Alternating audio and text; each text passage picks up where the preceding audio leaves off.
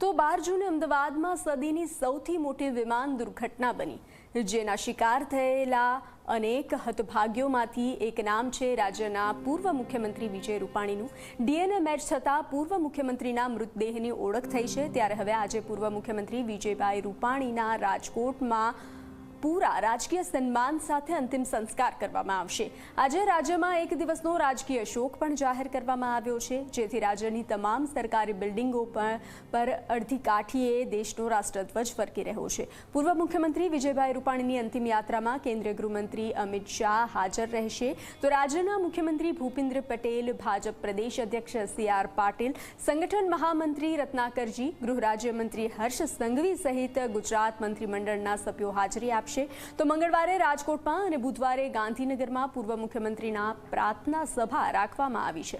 તો આજે સવારે 11 વાગ્યાની આસપાસ પરિવાર સિવિલ હોસ્પિટલ જવા રવાના થશે અને વિજયભાઈનો પાર્થિવ દેહ સ્વીકારશે, જે બાદ 12 વાગ્યાની આસપાસ હવાઈ માર્ગેથી પરિવારજનો મૃતદેહ લઈ રાજકોટ જવા રવાના થશે। તો સાંજે 4 થી 5 વાગ્યા સુધી વિજયભાઈ રૂપાણીનો પાર્થિવ દેહ તેમના નિવાસ સ્થાને અંતિમ દર્શન માટે રાખવામાં આવશે। 5 વાગ્યા પછી પૂર્વ મુખ્યમંત્રી વિજયભાઈ રૂપાણીની અંતિમ યાત્રા નીકળશે અને રામનાથપરા સ્મશાન ગૃહમાં અગ્નિદાહ સાથે પૂર્વ મુખ્યમંત્રી વિજયભાઈ રૂપાણી પંચમહાભૂતમાં વિલીન થઈ જશે। તો ગોઝારી દુર્ઘટનામાં હતભાગ્યોમાં એક નામ જે છે તે પૂર્વ મુખ્યમંત્રી વિજય રૂપાણીનું રાજકોટમાં રામનાથપરા સ્મશાનમાં તેઓના આજે અંતિમ સંસ્કાર કરવામાં આવશે। આજે 12 વાગ્યા આસપાસ પરિવારને મૃતદેહ સોંપવામાં આવશે। ગઈકાલે જે રીતે તેઓનો ડીએનએ મેચ થઈ ચૂક્યો હતો, ત્યારબાદ અંતિમ ક્રિયાનો નિર્ણય પરિવાર પર સોંપવામાં આવ્યો હતો, જ્યારે CM ભૂપેન્દ્ર પટેલ પણ હાજર રહ્યા હતા। તો ત્યારબાદ હવે આજે અંતિમ સંસ્કાર કરવામાં આવશે। રાજકોટમાં પૂરા રાજકીય સન્માન સાથે સાંજે તેઓના અંતિમ સંસ્કાર કરવામાં આવશે। અમિત શાહ, CR પાટીલ અંતિમ યાત્રામાં જોડાશે, તો CM ભૂપેન્દ્ર પટેલ અને હર્ષ સંઘવી પણ અંતિમ યાત્રામાં હાજર રહેશે।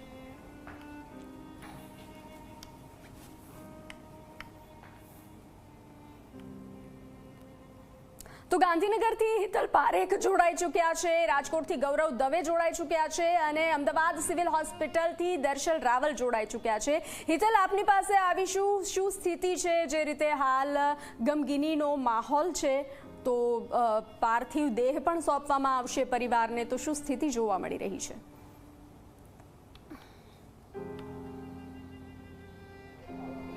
એવું કહી શકાય કે અત્યારે ગાંધીનગર સ્થિત પૂર્વ મુખ્યમંત્રી વિજય રૂપાણીના નિવાસસ્થાને આપણે ઊભા છે। સ્વાભાવિક છે કે બંને ગાડીઓ, જે ગાડીઓમાં પરિવારજનો જે છે એ સિવિલ હોસ્પિટલ જવાના, એ હોસ્પિટલ જવા માટેની ગાડીઓ એ થઈ ગઈ છે। હવે છેલ્લી ઘડીની મુલાકાતો માટે અધિકારીથી માંડીને રાજકીય નેતાઓ જે છે એ અહીંયા આવી રહ્યા છે।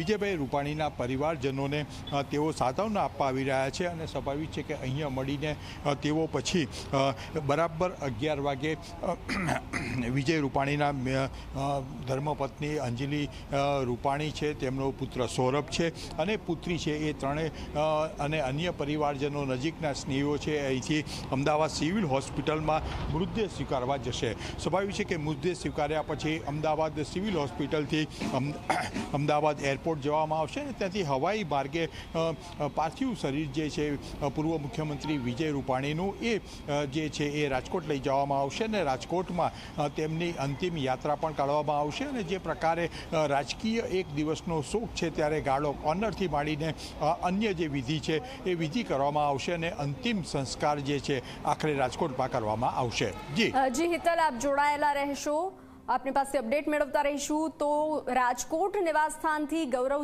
દવે જોડાયેલા છે। ગૌરવ, જે રીતે ગમગીનીનો માહોલ છે અને મૃતદેહ સોંપ્યા બાદ પરિવાર રાજકોટ આવવા માટે રવાના થશે, તો નિવાસસ્થાન પર શું સ્થિતિ છે અને ખાસ કરીને પૂરા રાજકીય સન્માન સાથે તેઓને અંતિમ વિદાય આપવામાં આવશે, ઘરે અંતિમ દર્શન માટે રાખવામાં આવશે, તો હાલ ત્યાં શું સ્થિતિ જોવા મળી રહી છે?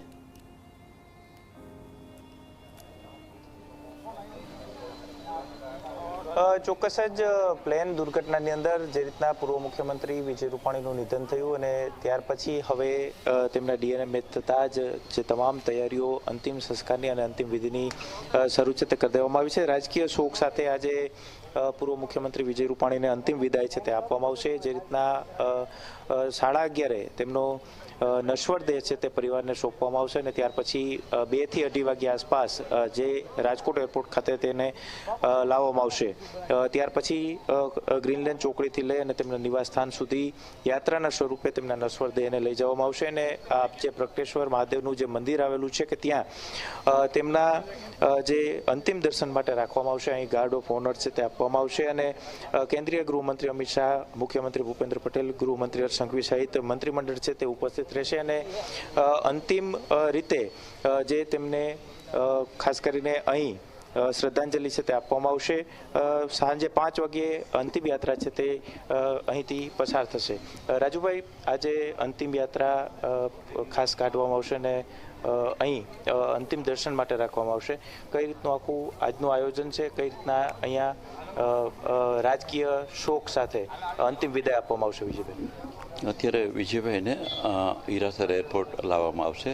ત્યાંથી ગ્રીનલેન્ડ ચોકડીથી રણછોડદાસજી બાપનો આશ્રમ, ત્યાંથી પૂજિત મેમોરિયલ ટ્રસ્ટનો સેવા સંસ્થા છે, ત્યાંથી ફરીથી પાછા એમને સિવિલ હોસ્પિટલ ચોક, પારવડી ચોક, બહુમાળી ભવન એમ કરતાં અહીં લઈ આવવામાં આવશે. વિજયભાઈનું આમ લોકોના મન આપજો તો રાજકોટ આખું શોકમગ્ન છે. એટલા માટે અરવિંદભાઈ મણિયાર કે જેમનું અવસાન થયું ત્યારે પણ લોકો આટલા ભગ્ન હૃદયથી કહેતા, શોકમગ્ન હતા. અને વિજયભાઈનું અકાળે અવસાન, જે રીતે અવસાન થયું છે રાજકોટની પ્રજા માની શકતી નથી. આજે કાર્યકર્તાઓ તો શોકમગ્ન છે, શોકાતુર છે, પણ પ્રજાજનોમાં પણ એટલું ઊંડું દુઃખ છે. અને જે રીતે આજે સમગ્ર રાજકોટ આપ જો કે આકાશ પણ ગમગમીનું હોય એવું લાગે છે. વાતાવરણ 2 દિવસથી આખું બદલાઈ ગયું છે. રાજકોટના પનોતા પુત્ર હતા, સપૂત હતા, એ તો હતું, પણ એક અજાતશત્રુ રાજપુરુષ હતા, એક પ્રજાવત્સલ રાજપુરુષ હતા કે જેના હૈયે છેવાડાનો માનવી દરિદ્ર નારાયણ હતો. એ નગરપાલિકામાં, મહાનગરપાલિકામાં 87માં કોર્પોરેટ બન્યા. સવારના પોરમાં વિજયભાઈ ઉઠાવી પહેલાં લોકો એમની પાસે રજૂઆત માટે આવ્યો. ક્યારે એમના મોઢા પર અણગમો જોવા મેં નથી જોયો. અંતિમ યાત્રામાં કોણ કોણ ઉપસ્થિત રહેવાના છે? અંતિમ યાત્રામાં અમિતભાઈ શાહ આવશે, કેન્દ્રીય ગૃહમંત્રી અમિતભાઈ શાહ, મુખ્યમંત્રી ભૂપેન્દ્રભાઈ પટેલ, પ્રદેશ અધ્યક્ષ અને કેન્દ્રીય જલસંસાધન મંત્રી CR પાટીલ, અન્ય મંત્રીઓ મનસુખભાઈ માંડવિયા અને ગુજરાત સરકારના મંત્રીમંડળના સાથીઓ પણ આવશે, સંગઠનના સાથીઓ આવશે. પંજાબથી જ્યાં પ્રભારી હતા, પંજાબના આગેવાનો, કાર્યકર્તાઓ, પ્રદેશ પ્રમુખને એ લોકો પણ આવવાના છે. કેન્દ્રમાંથી નડ્ડાજીની પણ આવવાની સંભાવના છે. એટલા માટે કે વિજયભાઈ સૌની સાથે વર્ષોથી કામ કરતા હતા. એક એવા પાતૃભાવથી એમણે કામ કર્યું છે કે સૌના હૃદયમાં રંજ છે, સૌના હૃદયમાં અફસોસ છે. મોટાભાગના લોકો એમના ધર્મપત્ની અંજલિબેન અને પુત્ર ઋષભના દુઃખમાં સામેલ થવા આવશે. ચોક્કસ જ આપણી સાથે અન્ય કાર્યકર્તાઓ છે. શું કહેશો વિજયભાઈ, હવે આપણી વચ્ચે નથી, અંતિમ વિદાય આપવા જઈ રહ્યા છે? સર્વપ્રથમ જે અમદાવાદ ખાતે પ્લેન દુર્ઘટના થઈ એમાં જે લોકોએ જીવ ગુમાવ્યો છે એમને આપના માધ્યમથી સર્વેને શ્રદ્ધાંજલિ પાઠવું છું. અને રાજકોટ વિજયભાઈ રૂપાણી એક એવું વ્યક્તિત્વ કે જે સંવેદનશીલ સભર વ્યક્તિત્વ, એનો જવાથી સમગ્ર રાજકોટના યુવા કાર્યકર્તાઓ નિઃશબ્દ થયા છે. આ અમે કોઈ સ્વીકારી ન શકી એવી આ એક દુર્ઘટના છે, ખૂબ કરુણ ઘટના છે. એટલે ક્યારેય આજ વિજયભાઈએ પૂજિત રૂપાણી ટ્રસ્ટના માધ્યમથી કચરા વીણતા બાળકોને શિક્ષણ આપવાનું જે ભગીરથ કાર્ય, એટલે આવા માત્ર રાજકારણ જ નહીં પણ સમગ્ર સમાજ જીવનને કોઈને કોઈ રીતે ઉપયોગી થવું, એટલે એક વિજયભાઈ રૂપાણી એક નામ નહીં પરંતુ એક રાજકોટની હરતી ફરતી સંસ્થા હતી. સમગ્ર સૌરાષ્ટ્ર આજે શોકમય છે, સમગ્ર રાજકોટમાં આજે શોકનું મોજું ફરી વળ્યું છે. અને હું તો ત્યાં સુધી કહું છું કે સૌરાષ્ટ્રનું રાજકારણ પણ શૂન્ય અવકાશ તરફ છે. ચોક્કસ જ તમામ લોકોની અંદર એક શોક છે તે જોવા મળી રહ્યો છે. એટલું જ નહીં, તૈયારીઓ અત્યારે અંતિમ દર્શનની જે જગ્યા છે કે ત્યાં અત્યારે કરવામાં આવી રહી છે. અને ખાસ કરીને જે તૈયારીઓ આપને દ્રશ્યોથી બતાવવાનો પ્રયાસ કરીએ છીએ કે આ પ્રગટેશ્વર મહાદેવ મંદિર ખાતે રાજકીય શોક સાથે તેમને અંતિમ વિદાય છે તે આપવામાં આવશે. અને જે તમામ તૈયારીઓ છે તેમને અત્યારે આખરી ઓપ છે તે આપવામાં આવી રહ્યો છે. એટલું નહીં, સાથે સાથે જે રીતના કેન્દ્રીય ગૃહમંત્રી અમિત શાહ છે તે આ જ ગેટથી તેઓ અંદર પ્રવેશ કરશે. પોલીસ દ્વારા આખું નિરીક્ષણ છે તે કરવામાં આવ્યું છે અને અહીં જે તેમનો નશ્વર દેહ રાખવામાં આવશે તેમને પુષ્પાંજલિ છે તે કરશે. અને ખાસ કરીને આ આખી જે પ્રક્રિયા છે તેમાં 5 વાગે અહીંથી તેમને અંતિમ યાત્રા છે તે પસાર થશે અને તેની અંદર પણ મોટી સંખ્યામાં રાજકોટ વાસીઓ છે તે ઉપસ્થિત રહેશે.